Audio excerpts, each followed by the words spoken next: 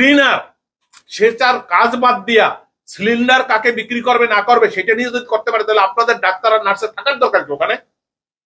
আল্লাহর ওয়াস্তে তাহলে এই ক্লিনারদের কাছে পাঠাই দেন, ছেড়ে দেন, হসপিটাল তারা চালাক। নর্মালি শোনা যে একজনকে স্ট্রেচারে করে একপাশে নিলাম কি নিলাম না, একজনকে একটা অক্সিজেন সিলিন্ডার খুলছে তার মতো করে সে খুলছে, এটা কি কোনো মানুষের পক্ষে সমর্থন করা সম্ভব?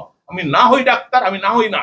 একজন পেশেন্টের অক্সিজেন মাস্ক খুলে নেওয়ার ফলে তার মৃত্যু হয়েছে এরকম একটা অভিযোগ, এবং এর সঙ্গে আনুষঙ্গিক খুলনা মেডিকেল কলেজের বিভিন্ন রকম সেবায় মানুষ ভোগান্তি শিকার হচ্ছে। এই বিষয়গুলো নিয়ে একটা অভিযানের জন্য আমাদেরকে নির্দেশ প্রদান করা হয়। এই প্রেক্ষিতে আমরা একটা অভিযান পরিচালনা করেছি। এখানে যে বিষয়টা আছে সেটা হলো যে একজন পেশেন্টকে চিকিৎসা সেবা দেবেন একজন ডক্টর, তার পরবর্তীতে ডক্টরের যে অ্যাডভাইস আছে সেগুলো অ্যাপ্লাই করবেন হলো একজন নার্স।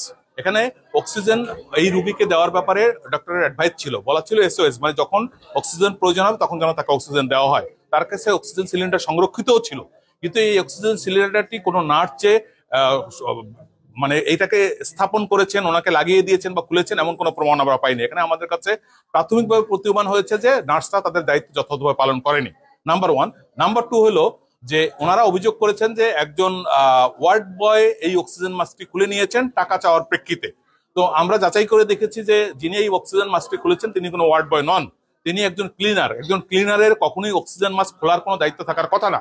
এখানে মনিটরিং এর যে সিস্টেমটা আছে, মনিটরিং সিস্টেমের একটা অভাব পরিলক্ষিত হয়েছে আমাদের কাছে, যে প্রপারলি এই জিনিসটা মনিটরিং করা হয়নি। যদি মনিটরিং করা হতো সেক্ষেত্রে একজন ক্লিনার এই অক্সিজেন মাস্ক খুলতে পারতেন না। এবং এখানে যিনি মৃত্যুবরণ করেছেন তার মাতা ছিলেন তার অ্যাটেন্ডেন্ট হিসাবে, উনিও বলেছেন যে তার কাছে 500 টাকা ঘুষ চেয়েছেন, এবং সেই টাকা না দেওয়ার কারণে উনি অক্সিজেন মাস্ক খুলে নিয়ে আরেকজনকে অন্য পেশেন্টের কাছে নিয়ে গিয়েছেন।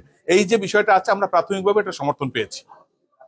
বিস্তারিত পরীক্ষা নিরীক্ষার ব্যাপার আছে, কেননা আমরা এখন পর্যন্ত যতটুকু জানতে পেরেছি পেশেন্টের অ্যাটেন্ডেন্ট বলেছেন যে ওনার কাছে 500 টাকা চেয়েছেন, এবং পারিপার্শ্বিকতার দৃষ্টিতে মনে হয়েছে যে পেশেন্টের অ্যাটেন্ডেন্ট যেটা দাবি করেছেন এই অভিযোগটি সঠিক মনে হয়েছে আমাদের কাছে।